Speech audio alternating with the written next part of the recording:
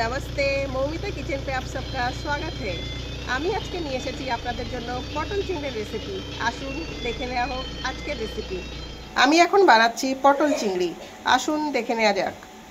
চিংড়ি মাছ 400 গ্রাম, আর নিয়েছি আমি লঙ্কার গুঁড়ো, হলুদ পাউডার, লবণ, শুকনো লঙ্কা, আর এটা আদা আর জিরের পেস্ট, আর নিয়েছি আমি কালো জিরে, কাঁচা লঙ্কা আর পটল। লবণ হলুদ দিয়ে ম্যারিনেট করে নেব। এটাকে একটু মেখে নেব লবণ হলুদ দিয়ে, তেলে দিয়ে ভেজে নেব।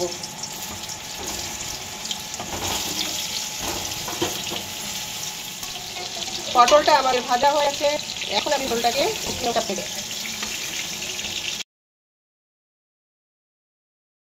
চিংড়ির মধ্যে দিয়ে একটু লবণ, একটুখানি হলুদ দিয়ে মাছটাকে একটু মাখিয়ে নেব।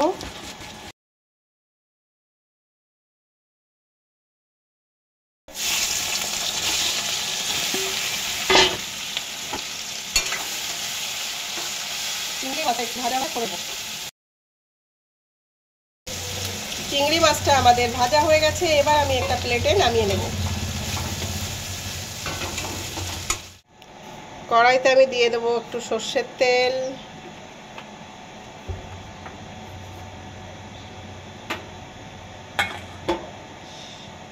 তেল গরম হয়ে গেছে, আমি দিয়ে দেবো কালো জিরে আর শুকনো লঙ্কা।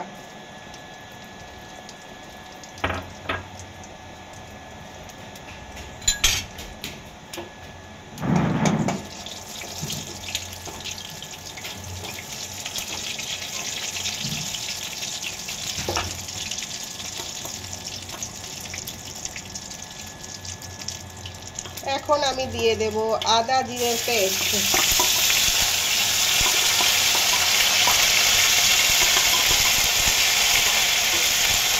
আমাদের ভাজা হয়ে গেছে, এখন আমি এর মধ্যে দিয়ে দেব একটুখানি চিনি,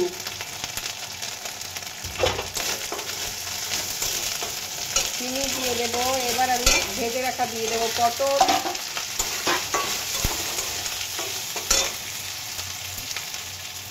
গ্যাসের ফ্লেমটা একটু কম করে দেব। এখন আমি এর মধ্যে দিয়ে দেব হলুদ বাটা, হলুদের পাউডার, এখন দিয়ে দেব স্বাদ মতো লবণ, আর দিয়ে দেব একটু লঙ্কার গুঁড়ো, কাশ্মীরি লঙ্কার গুঁড়ো। এখন দিয়ে দেব আমি কাঁচা লঙ্কা, এটাকে ভালো করে মিক্স করে নেব।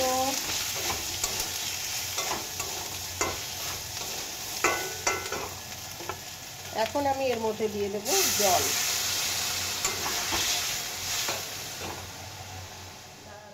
পটল চিংড়ির জন্য জলটা আমাদের ভালোভাবে ফুটে এসেছে, এখন আমি এর মধ্যে দিয়ে দেব ভেজে রাখা চিংড়ি মাছ।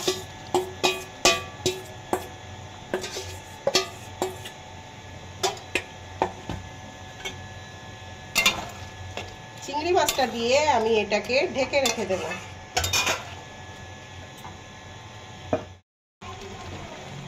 এবার এটাকে একটু নাড়াচাড়া করে দেব। প্রায় হয়ে এসেছে, আর একটুখানি বাকি আছে। এখন আমি এর মধ্যে দিয়ে দেব ভেজে রাখা জিরের গুঁড়ো,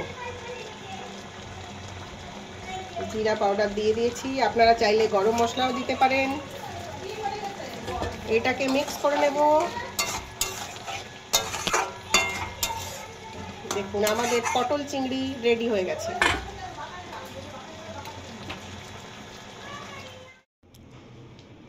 আমাদের পটল চিংড়ি রেডি হয়ে গেছে।